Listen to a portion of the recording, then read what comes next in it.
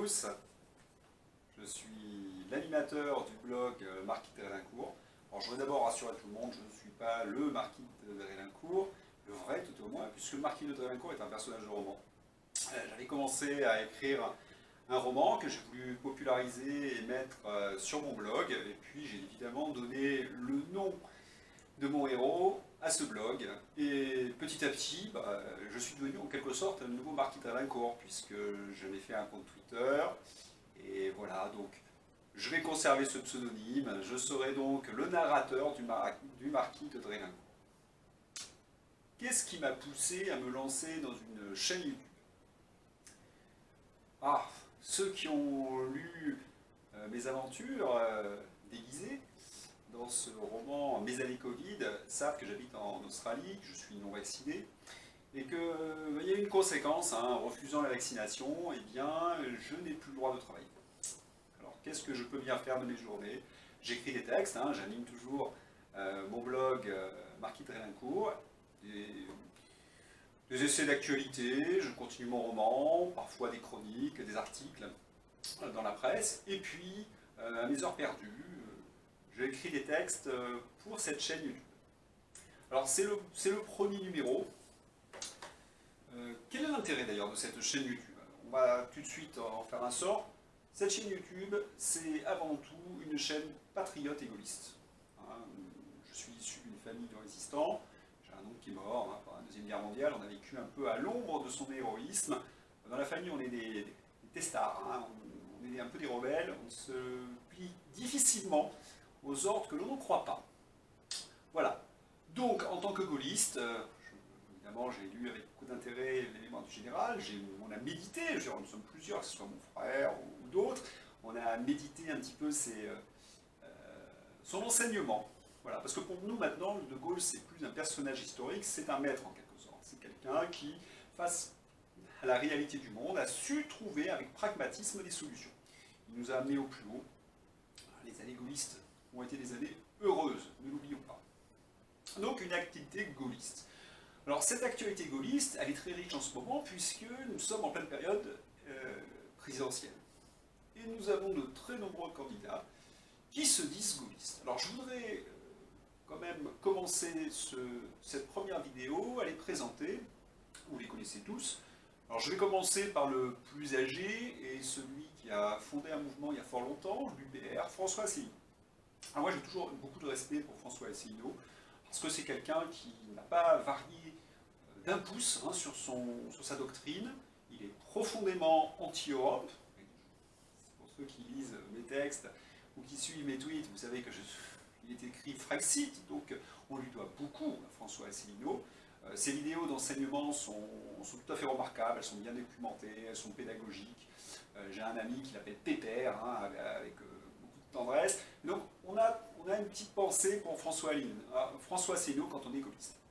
Alors, qu'est-ce qu'on peut lui reprocher? Parce que je fais point fort et point faible. Alors, point faible, c'est un peu que l'UPR a tendance à s'isoler dans son coin. Il est très difficile d'essayer de trouver comment dirais-je, des unions avec l'UPR.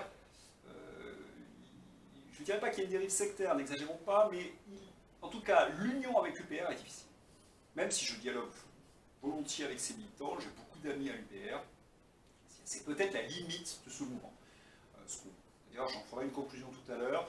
Il faudrait peut-être que les camarades, les compagnons plus exactement, que dis-je camarades, on n'est pas chez les cocos ici, que les compagnons gaullistes de l'UPR fassent un petit peu des efforts pour créer une union. Ça ne sert à rien de se dire qu'on a raison et de se radicaliser dans une position, parce qu'en fin de compte, la France peut disparaître et l'UPR sera toujours là. Deuxième candidat, c'est Dupont-Aignan. Dupont-Aignan, c'est surtout sa fracture avec les LR en 2007, la fondation d'un parti qui est devenu Debout la France. Je dois reconnaître qu'en 2007, j'ai suivi Dupont-Aignan, parce que moi j'étais un RPR au départ. Donc j'avais trouvé que enfin un leader qui plus est très proche de Philippe Séguin, se lançait dans une aventure qu'on trouvait intéressante. Nous étions nombreux à l'époque à le suivre. Des gens aussi qui font semblant l'oublier, comme Natacha Polony. Je pense à Dominique Jamais, ou pas mal de monde. Alors, le problème de Dupont-Aignan, si on ne peut pas lui empêcher si on lui reconnaît une sincérité, il a un énorme souci, c'est qu'il a tendance à faire un peu comme François Asselineau, à être le chef et de refuser toute forme d'alliance. Donc, et au niveau de la doctrine, c'est difficile de le suivre, parce qu'il a été proche du Rassemblement national, moi ce qui ne me dérange absolument pas, mais dernièrement, il s'est opposé à Éric Zemmour sans qu'on comprenne vraiment les véritables motifs. Bon, j'ai lu La croisée des chemins d'Éric Zemmour. Éric Zemmour lui fait un portrait assez négatif. On a l'impression que c'est une blessure d'amour-propre de Dupont-Aignan. Mais s'il continue comme ça à s'isoler, il risque de disparaître, et c'est dommage parce qu'il éparpille quelques voix gaullistes. Troisième personnage, Florian Philippot. Alors, Florian Philippot, c'est un ancien cadre du Rassemblement national, qui a claqué la porte en 2017, qui a été plus ou moins exclu, mais enfin il a aussi claqué la porte. D'après ce que je sais, mes renseignements, il a fondé un parti, les Patriotes, qui est un mouvement très intéressant. D'ailleurs, s'il y a bien un personnage que j'admire et que je respecte, c'est Florian Philippot, parce que dans sa lutte contre la dictature sanitaire, il a été en pointe, il a été tout à fait remarquable, il a défendu inlassablement des positions gaullistes, donc c'est véritablement un homme, je crois, respectable. Hein. Tous les gens qui l'ont approché l'ont toujours dit, c'est quelqu'un qui ne varie pas, qui reste droit dans ses bottes. Alors maintenant, le point faible des Patriotes, c'est qu'il est à 1 ou 2%, c'est-à-dire qu'il n'a pas une aura suffisante. Moi, je vous avouerai que j'ai soutenu les Patriotes, j'ai donné plusieurs fois de l'argent aux Patriotes pour qu'ils se développent, mais je suis de reconnaître que si on continue à faire des micro-partis, si vous ajoutez l'UPR, Debout la France, plus les Patriotes, ça se bouscule dans le camp gaulliste et la médiatisation ne vient pas. D'ailleurs, François Asselineau s'est plaint de ne pas être invité dans les médias. Je pense que c'est une réalité. On voit beaucoup les mêmes et rarement les candidatures gaullistes. Un peu plus, je veux dire, un peu moins populaire. Quatrième parti qui se réclame du gaullisme, c'est le Rassemblement national. Alors, le Rassemblement national, j'ai voté plusieurs fois au Rassemblement national, j'ai beaucoup d'amis au Rassemblement national, notamment le côté gaulliste, bien sûr, parce qu'avec les pétainistes du Rassemblement national, c'est plutôt difficile, on a tendance à se friter. Donc, Marine Le Pen, moi j'ai une certaine tendresse pour elle et de respect par rapport à ce qu'elle a pu faire, parce que c'était pas facile, elle a les médias contre elle.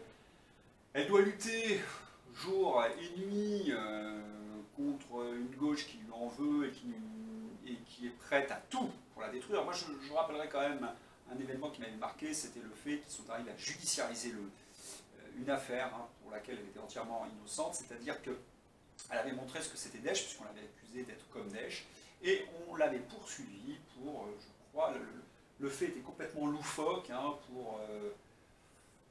par rapport aux adolescents. Je ne me souviens plus exactement la formule, mais en tous les cas, ça ne tenait pas la route.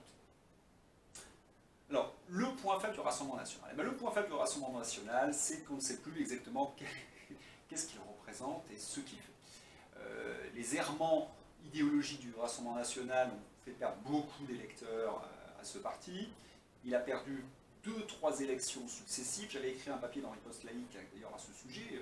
On ne sait plus trop sur quelle position danser, sur quel pied danser. C'est un jour oui, un jour non. Il y a une sorte d'en même temps qui me laisse un petit peu pantois. Je pense que si le Rassemblement national veut de nouveau jouer les leaders, il va falloir qu'il soit plus clair dans la doctrine. Voilà. Et il me manque un candidat. Vous me dites, mais j'ai pas oublié quelqu'un. Qui donc j'ai bien pu oublier? Ah, Éric Zemmour. Alors Éric Zemmour, c'est le candidat RPR, c'est le RPR qui ressurgit. Alors forcément, quand vous avez été au RPR dans votre jeunesse et que vous voyez ressurgir le RPR, vous avez, comment dirais-je, la flamme dans le cœur. C'est forcément, je veux dire, moi quand Zemmour a dit je vais refaire le RPR, j'ai été très très séduit, bien sûr, parce que c'est un parti qui me manque. Les grands leaders du RPR, c'est ma famille gaulliste, c'est ma famille originelle. Voilà. Alors, Éric Zemmour, je ferai un numéro spécial sur Éric Zemmour dans les prochains jours. Il a tout bousculé. Il a bousculé les codes, il a bousculé les gens de la REM, il a bousculé les LR, il bouscule les socialistes. On l'a vu faire un strike la dernière fois. Voilà, c'est ça. Hein. C'est une boule d'un junkie, il envoie tout bouler, et c'est évidemment très séduisant, et pour l'instant on suit sa candidature avec énormément d'attention. Alors, ses points faibles, c'est un peu les points faibles des autres, en fait. C'est que pour l'instant, il n'y a pas encore de grands leaders qui ont rejoint sa candidature. Parce que je rappelle qu'une élection présidentielle, c'est un mouvement où des grands leaders se rassemblent autour d'un chef. Si un chef est tout seul, moi j'ai toujours constaté, c'est un échec. Donc, pour que l'essai soit transformé d'Éric Zemmour, il faudra des ralliements. C'est pour d'ailleurs cette raison que je me suis lancé dans cette aventure, c'est que je suis pour cette union des gaullistes. Le gaullisme, si chacun va dans son coin en disant je suis gaulliste, c'est pas le gaullisme. Le gaullisme, c'est le rassemblement. Et ce rassemblement, il faut qu'il soit incarné par un leader. Alors aujourd'hui, nous sommes au mois d'octobre. J'ai envie de dire, ce serait une primaire gaulliste. Moi, je dis, hein, si François Asselineau demain fait 25%, je voterai pour lui. Bon, il y a peu de chance, c'est possible. C'est possible qu'il y ait assez peu de chance que François Asselineau. C'est dommage d'ailleurs, hein, parce que c'est quelqu'un de méritant, mais il y a peu de chance. Aujourd'hui, c'est Éric Zemmour. Et Éric Zemmour, par contre, lui, a véritablement une chance de l'emporter. Donc dans ces conditions, je me sens, si vous voulez, quels que soient les attachements que j'ai pour Florian Philippot, je me dis, il faut soutenir Éric Zemmour. Nous attendrons son programme, nous le lirons avec beaucoup d'attention, évidemment. Et puis voilà, alors, Éric Zemmour sera certainement notre leader, et c'est en ce sens que je pense qu'il va falloir le soutenir. Voilà. Je vous remercie pour ce premier numéro. Et puis, je vous donne rendez-vous pour les prochains. N'oubliez pas, si mon discours vous a plu, si vous avez envie d'un petit peu lancer cette chaîne, hein, soutenir ce pauvre non-vacciné australien, eh bien, n'hésitez pas, abonnez-vous. Et je vous remercie de m'avoir écouté. À une prochaine fois. Merci.